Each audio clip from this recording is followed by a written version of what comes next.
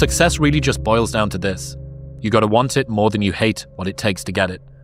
If you're willing to suck at anything for 100 days in a row, you can beat most people at most things. Clean your room. Organize your life. Like, get a routine. Get up every day at the same time. Go to bed at the same time. Establish disciplined habits. That will help a lot. A schedule. Here's how to use a schedule. Sit down and open the calendar and think, okay, well, here's what I'm going to do. I'm going to design a week of days that I would really like to have. So what that would mean then is that you would schedule things that you would consider meaningful and productive, on a daily basis, so that you feel that your life is justified by having a day like that, and also to schedule enough of your responsibilities so that you make progress day by day instead of falling farther behind. Don't start things and not finish them. You don't quit. There's nothing that comes out of quitting besides knowing that you didn't finish. We finish everything. You start it, finish it. If you're gonna do it to try and be the best. Know what your intent, as the commander of your life, know what your intent is, and then fight with everything you've got to win. Toughness is not about how many push-ups you can do or what you can bench press or how far you can run. Toughness is in the mind, and your body can be the most perfect, the most conditioned specimen. But if you don't have a tough mind, if you don't have a toughness of the mind, if you don't have a tough will, you're not tough. But I'm gonna try my best to stay consistent. Yes. Because I believe when I'm consistent, I can build on consistency, not just in my life, but in several areas and aspects of my life that are tied to different people. And so I believe in the power of consistency, not saying that one has to just stay going at whatever it is that they doing, because you might need a break and it's all good.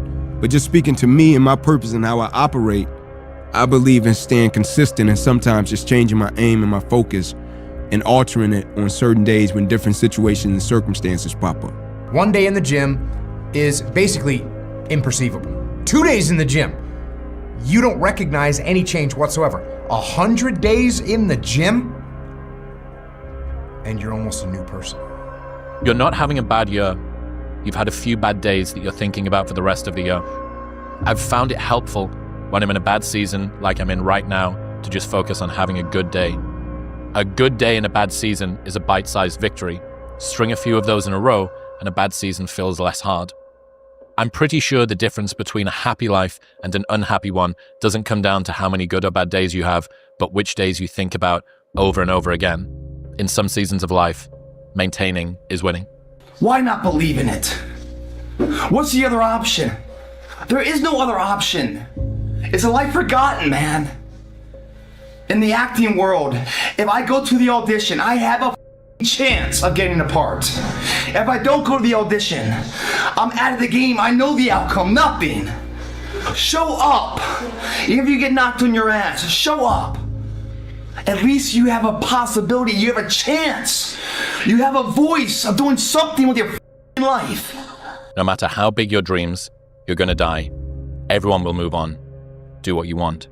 It sucks to not be liked, but it sucks more to not be yourself. If you just sacrificed this summer, these next 3 months of your life, bro, you could change the entire trajectory of your entire life. Ease is a greater threat to progress than hardship. You have to let it all go, Nia. Fear, doubt, and disbelief. Free your mind. You see, the underdog story is the realest story there is. Because when you come from nothing, you appreciate everything. You hustle different, you love different, and you lead different. No matter how bad it is going to be, when there is a challenge, and by a challenge I mean anything in life, any challenge, anything that you're facing, the only way to overcome the challenges that you face is to start walking. Take that step. If you aren't naturally tired at night and excited in the morning, then you probably haven't found something meaningful to work on. You are not stressed from doing too much. You are stressed from doing too little of what you care about. I say be happy with what you got. You'll be happy. Me, I want what's coming to me. Oh, well, what's coming to you, Tom? The world, Chico. And everything in it. He said, I want what all other men want. He said, I guarantee you, when I line up and they line up, I want what all other men want. I guarantee you, when you line up in your one-on-one battles, you want what all other men want. The same way you want the victory, they want the victory. I want what all other men want.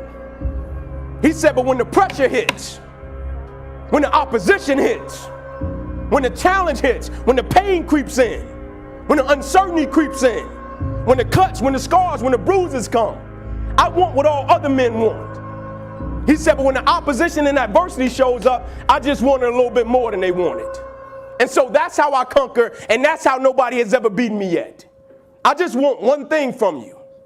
As great as you are, as skilled as you are, as talented as you are, I just want one thing from you. Never allow life to make you forget why you do what you do. People don't burn out, people don't quit, people don't underachieve, people don't settle because of what they do. People burn out, people quit, people underachieve, and people settle because life makes them forget why they do it. Stay humble. Never forget where you came from. Stay hungry. Keep that fire in your soul. And stay true. Always be real with yourself and the world. Because the world don't need no more copies. It need originals. And trust me, ain't nobody else that can do what you do like you do.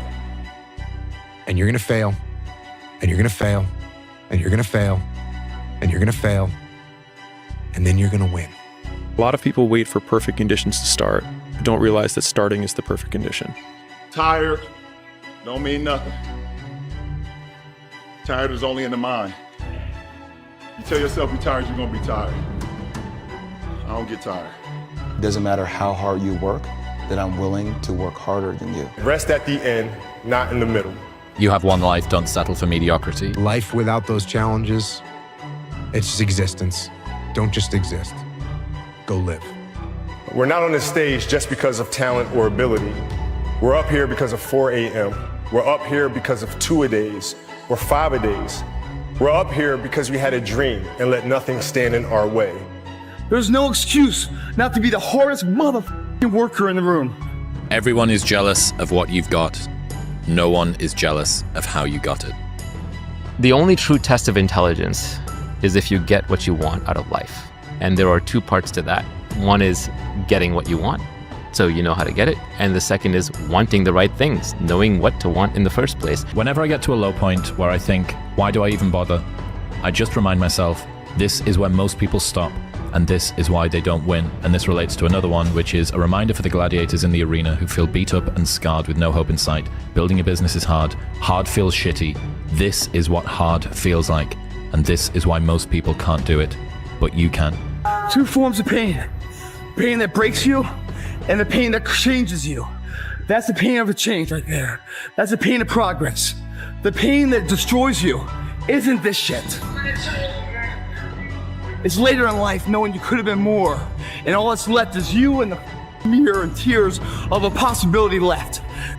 And all your endeavors, schoolwork, the gym, your career, your relationship, your name's attached to it. It's gotta mean more than anything. Definition of success is win or lose. Giving everything you've got and growing or learning along the way, then you're setting yourself up for success. I really think the biggest cheat code in life is just going after it and not being concerned of whether or not you fail at one specific task. Instead, understanding the big picture, what your long-term goal is, and knowing if you keep driving forward and never f***ing quit, in the end you will succeed. We must constantly look at things in a different way. Boys, you must strive to find your own voice. Because the longer you wait to begin, the less likely you are to find it at all. Thoreau said most men lead lives of quiet desperation. Don't be resigned to that. Never try to be better than someone else. Always learn from others. And never cease trying to be the best you could be. That's under your control. And if you get too engrossed and involved and concerned in regard to the things over which you have no control, it will adversely affect the things over which you have control. If you make the effort to do the best of which you're capable, trying to improve the situation that exists for you, I think that's success, and I don't think others can judge that. I think it's like character and reputation. Losers let it happen. Winners make it happen. Losers see thunderstorms. Winners see rainbows. Losers see icy streets. Winners put on their ice skates. Losers take chances. Winners make choices. It's all in the way you choose to think. Use your imagination. See yourself already in possession of the good you desire. That will flip your mind onto a specific frequency, and you do think on frequencies. It's on that frequency that good you desire is going to start coming toward you, and you will start moving toward it. If you want to attract what you actually want, you've got to see yourself now already with it. And know it's only a period of time until you moving toward it and it moving toward you, and you become one with it. The truly philosophical man is the man who is entirely in control of his own soul, who takes utter and complete moral responsibility for his actions and is indifferent to everything else, not because he doesn't care about other people, not because he doesn't care about the felicity of the entire human species, but because it's not under his control. There's no use wondering or worrying about what tomorrow will bring, since tomorrow isn't under your control. Do what's right today and let tomorrow take care of itself. And I tell people this all the time, there's no future in cool. That's a trend, that's a fad. It comes and it goes, just like dope money. Dope money comes quick and leaves quicker, okay? We're here for a slow, but a for show. This is a marathon, not a sprint. Pasos corto, vista larga, which is short steps, long vision. There's a saying that if you do what you love, you will never work a day in your life. At Apple, I learned that is a total crock. You will work harder than you ever thought possible, but the tools will feel light in your hands. Having a clue is overrated. There's this funny myth that people actually know what they're doing. I've spent time around some of the richest, smartest, highest status people on the planet, and let me tell you, it's idiots all the way up. Normalize saying, I don't have a clue, I'm going to work out how to do it anyway. There are more possible games of chess than there are atoms in the universe. No one could possibly predict them all, even you. Which means that that first move can be terrifying. It's the furthest point from the end of the game. There's a virtually infinite sea of possibilities between you and the other side. But it also means that if you make a mistake, there's a nearly infinite amount of ways to fix it. So you should simply relax and play. You don't set them a bar that's so high that it's impossible for them to attain it. You take a look at the kid and you think, okay, this kid's got this range of skill. Here's a challenge we can throw at him or her that exceeds their current level of skill, but gives them a reasonable probability of success. And so, like I'm saying it tongue-in-cheek to some degree, you know, it's like, but I'm doing it as an aid to humility. It's like, well, I don't know how to start improving my life. Someone might say that. And I would say, well, you're not aiming low enough.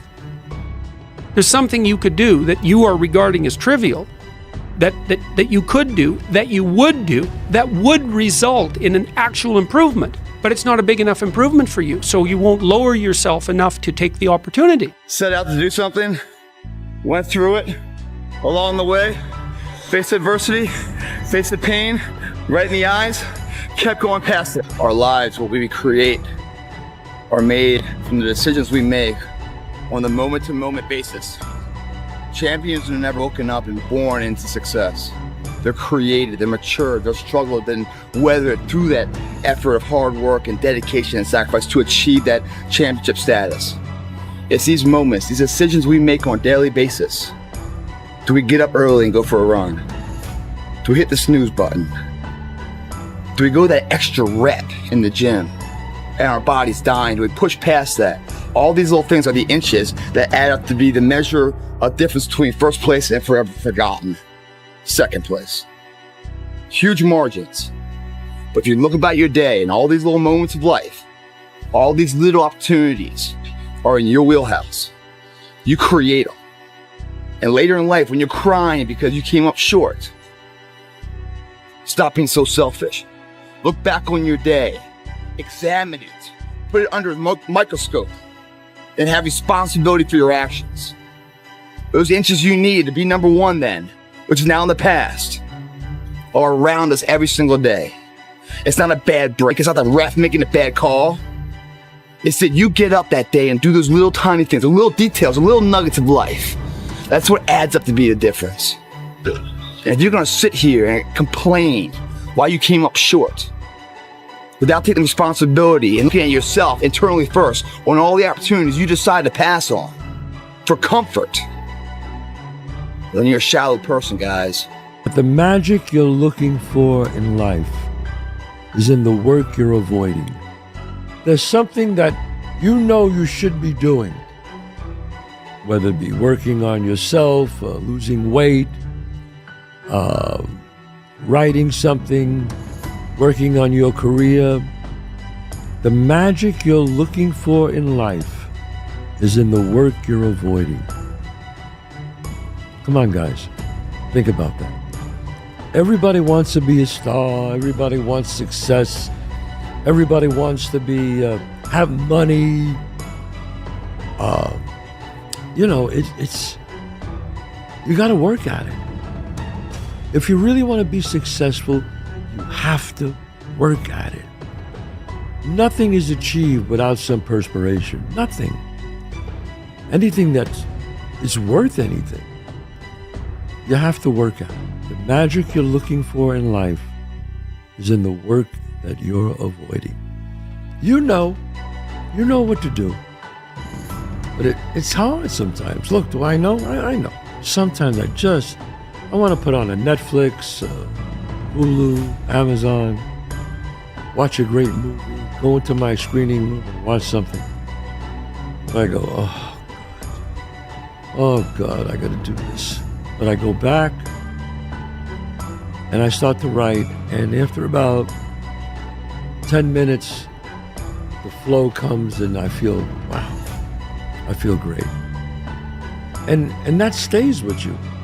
When you watch a movie, instead of doing your work, that's called instant gratification. Now you know what giving it your all is.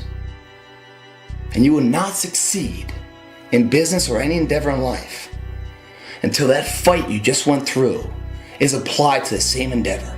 Whatever reasons that we usually give ourselves in the beginning for why we can't achieve something, you can almost always find not only just someone, but someone who's achieved world-class levels of success with worse conditions than you currently have, which then means it's absolutely possible. And then the only thing that it takes to get there is work. Be the now of what you want to be later. That starts right now. And if you're not doing the now, don't ever expect the later to be the person you want to look in the mirror. We should not criticize ourselves. We should not say the things that we could have done better. But I believe that that voice isn't an insecurity. I think it's a version that wants you to chase your potential. Come on. Your all's a lot more than you know. You got more inside of you to give. Stop selling yourself so short. Unwavering confidence is a lie. The fears never go away completely. They just don't linger as long. There's so much opportunity on the other side of being willing to persist for an extended period of time on the correct path without getting positive reinforcement from your environment.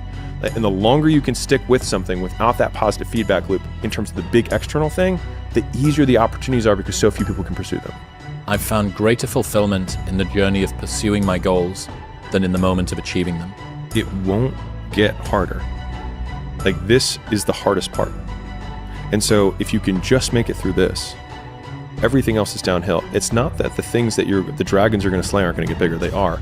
But you become so much more equipped to slay them back. And you have so many more allies. You have people in the stands cheering for you. You have the audience. You have all of these other things that are behind you. But in the beginning, it's just you with a stick against a bear.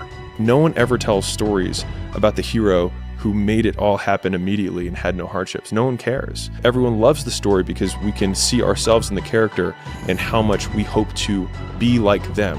And it's the being like them, not the having what they have, that we usually like. So tell yourself you're going to do something you don't think you really can do.